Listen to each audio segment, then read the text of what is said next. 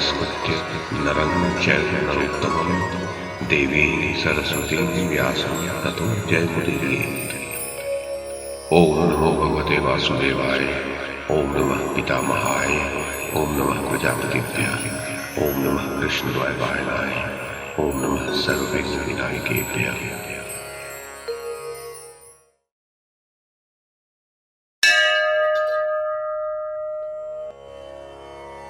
संजय ने कहा, महाराज धृतराष्ट्र, कृतवर्मा, कृपाचार्य, अश्वत्थामा, सूतपुत्र कर्ण, उलूक, शकुनी तथा भाइयों सहित राजा दुर्योधन ने समुद्र में टूटी हुई नाव की भांति आपकी सेना को पांडुपुत्र अर्जुन के भय से पीड़ित और शिथिल होती देख बड़े वेग से आकर उसका उद्धार किया। भारत तदनंतर 2 घड़ी तक वहां घोर युद्ध होता रहा, जो कायरों के लिए त्रासजनक और शूरवीरों का हर्ष बढ़ाने वाला था। कृपाचार्य ने युद्ध स्थल में बाणों की बड़ी भारी वर्षा की। उन बाणों ने टिड्डी दलों के समान सिंजियों को आच्छादित कर दिया।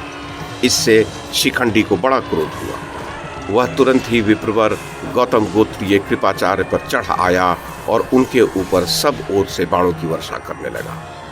महान अस्त्रवेत्ता कृपाचार्य ने शिखंडी की उस बाण वर्षा का निवारण करके कुपित हो उसे 10 बाणों द्वारा बींध दिया। राजन, समर भूमि में कुपित हुए राम और रावण के समान उन दोनों वीरों में 2 घड़ी तक बड़ा भयंकर युद्ध चलता रहा। तत्पश्चात शिखंडी ने क्रोध में भरकर युद्ध स्थल में कंकपत्र युक्त 7 सीधे बाणों द्वारा कुपित कृपाचार्य को क्षत विक्षत कर दिया।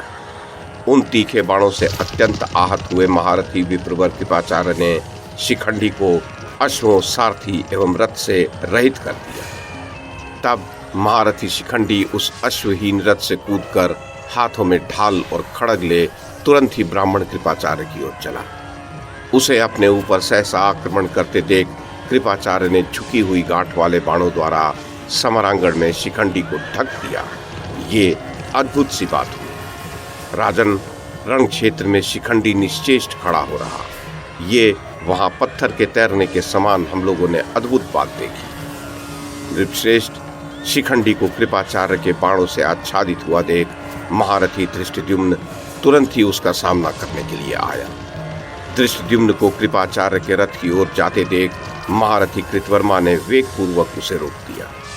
इसी प्रकार पुत्र और सेना सहित युधिष्ठिर को कृपाचार्य के रथ पर चढ़ाई करते देख द्रोणपुत्र अश्वत्थामा ने रोका।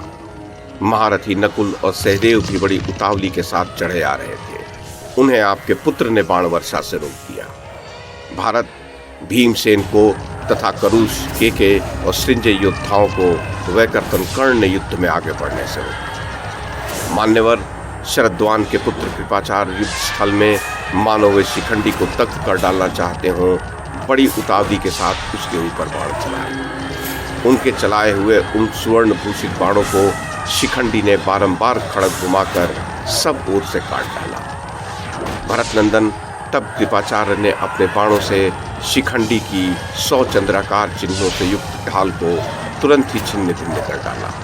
इससे सब लोग कोलाहल करने लगे। महाराज, जैसे रोगी मृत्यु के मुंह में पहुंच गया हो, उसी प्रकार कृपाचार्य के वश में पड़ा हुआ शिखंडी अपनी ढाल कट जाने पर मात्र खड़ग हाथ में लिए उनकी ओर दौड़ा। राजन, शिखंडी को कृपाचार्य के बाणों का ग्रास बनकर पीड़ित होते देख चित्रकेतु का पुत्र महाबली सुकेतु उसकी सहायता के लिए तुरंत आगे बढ़ा। सुकेतु अमेय आत्मबल से संपन्न था।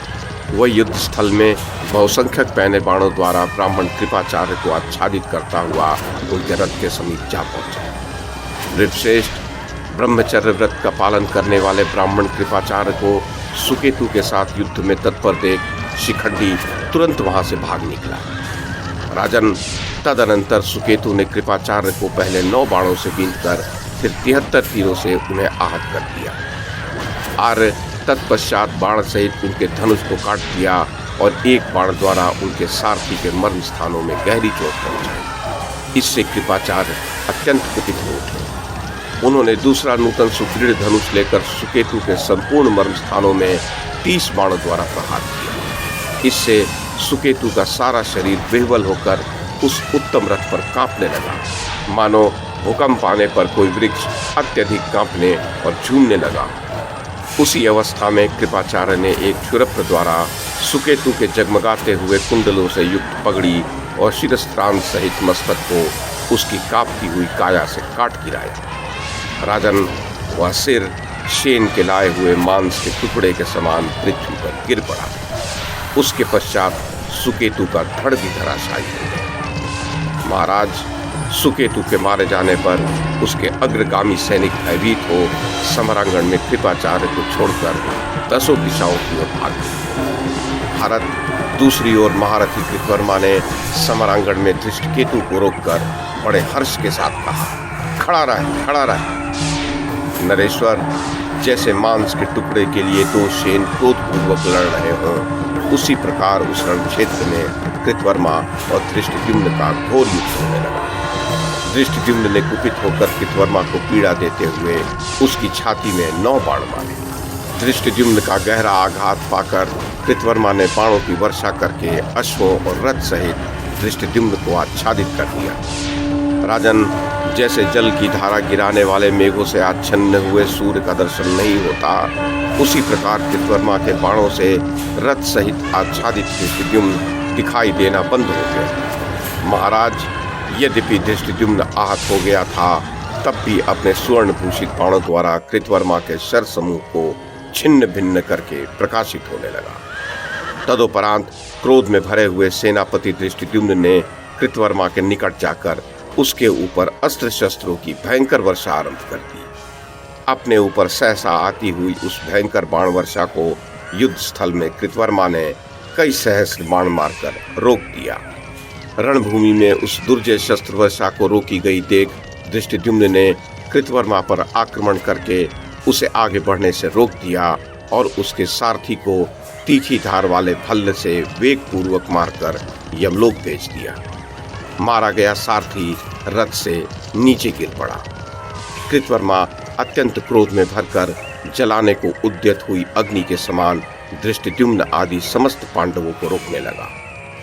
राजन, तब धृष्टद्युम्न ने गदा हाथ में लेकर पुनः बड़े वेग से महाधनुधर कृतवर्मा पर शीघ्र ही आघात किया। उस बलवान वीर के गहरे आघात से अत्यंत पीड़ित एवं मूर्छित हो कृतवर्मा गिर पड़ा। तब शुतर्वा उसे अपने रथ में बिठाकर रणभूमि से दूर हटा ले गया। इस प्रकार बलवान धृष्टद्युम्न ने उस महाबली शत्रु को जीतकर बाणों की वर्षा करके समरांगण में समस्त कौरवों को उसी पल आगे बढ़ने से रोक दिया। तब आपके समस्त योद्धा सिंहनाद करके धृष्टद्युम्न पर टूट पड़े। महाराज धृतराष्ट्र, फिर वहां घोर युद्ध होने लगा।